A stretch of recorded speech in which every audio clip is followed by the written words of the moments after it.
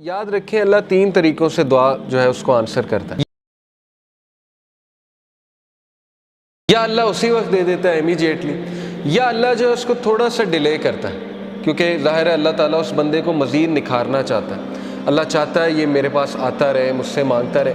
یا اللہ اس کو اس کا رد بدل ایسا دے دیتا ہے کہ اس کو سکون آ جاتا ہے. اللہ تعالیٰ سے جب مانگنا ہے تو تگڑا بن کے مانگنا ہے، اتنا توکل، اتنا بلیف ہونا چاہیے. یہی تو مومن کی مثال ہے. مشرک کی مثال کیوں اللہ نے کہا ضعیف ہے مانگنے والا؟ کیونکہ اس کے ہارٹ میں ڈاؤٹس ہیں، اس کو مانگنا ہی نہیں آ رہا ہے، اس کو پتہ ہی نہیں ہے میں نے مانگنا کیسے. لیکن بلیور کے ہارٹ پہ اللہ تعالیٰ نے یقین طاری کیا ہوا ہے کہ وہ مانگنے والا بھی بہت اسٹرانگ ہے، اور جس سے مانگا جا رہا ہے وہ تو پھر اللہ ہے. اللہ سے جب مانگتے ہیں تو پھر 100% ہوپ کے ساتھ مانگتے ہیں. یہ دعا کے آداب میں شامل ہے.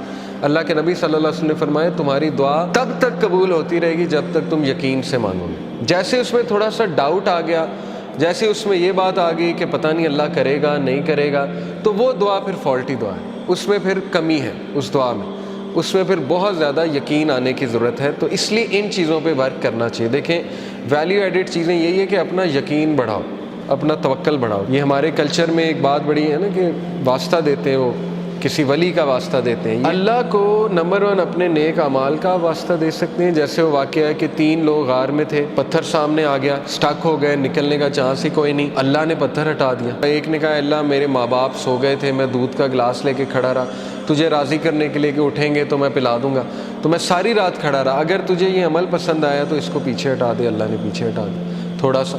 دوسرے نے کہا اللہ مجھے دعوت گناہ، میں گناہ کرنا چاہتا تھا، لیکن اس عورت نے جب میں انٹر ہونے لگا تو اس نے کہا اتق اللہ، اللہ سے ڈر جا، تو اس نے کہا میں ڈر گیا اللہ. اب اللہ کو یہ عمل کتنا پسند آیا. حالانکہ کوئی کہہ سکتا ہے کہ یار وہ تو پہلے سے گناہ کرتا آ رہا ہے، یہ کیا بڑی بات ہے، پیچھے ہٹ گیا. نہیں، اللہ کو یہی تو پسند آیا کہ وہ میرے ڈر سے پیچھے ہٹ گیا. تو اللہ از آل اپریشیٹو، اللہ اپریشیٹ کرتا ہے. اللہ نے پتھر ہٹا دیا.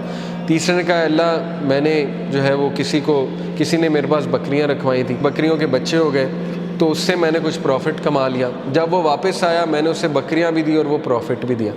یعنی اس لیول کی آنیسٹی. تو اللہ اگر تجھے یہ پسند آیا، تیرے لیے کیا تھا اور تجھے راضی کرنے کے لیے، تو پتھر مکمل ہٹ گیا. تو یہاں سے ثابت ہوتا ہے کہ اپنا وہ عمل آپ نوٹ کریں جو آپ نے خالص اللہ کے لیے کیا ہے. اچھا ہے کہ آپ نا ہر عمل پیور اللہ کی رضا کے لیے کیا کریں، کیونکہ مصیبتوں میں وہ چیز کام آئے گی. ٹھیک ہے نا، جب آپ پہ مشکل وقت آئیں گے تو آپ وہ کوٹ کر سکتے ہیں. اس میں کوئی پرائیڈ نہیں ہے کوٹ کرنے میں، بلکہ یہ تو اچھی بات ہے کہ اب آپ اپنا ہر عمل میک شور کریں گے کہ وہ اللہ کی رضا کے لیے ہو، خالصتاً میں اللہ کو راضی کرنے کے لیے کروں. اور یہ کہ اللہ کے ایٹریبیوٹ سے اسے پکارا جا سکتا ہے، اللہ کو اس کے ناموں کا واسطہ دیا جا سکتا ہے. اے اللہ تو الجبار ہے، تو الفتاح ہے. الفتاح کون ہوتا ہے؟ راستے کھولنے والا. جب سارے راستے بند ہیں تو اللہ الفتاح ہے. تو یہ ہے اصل میں دعا کرنے کا طریقہ اور دعا کرنے کا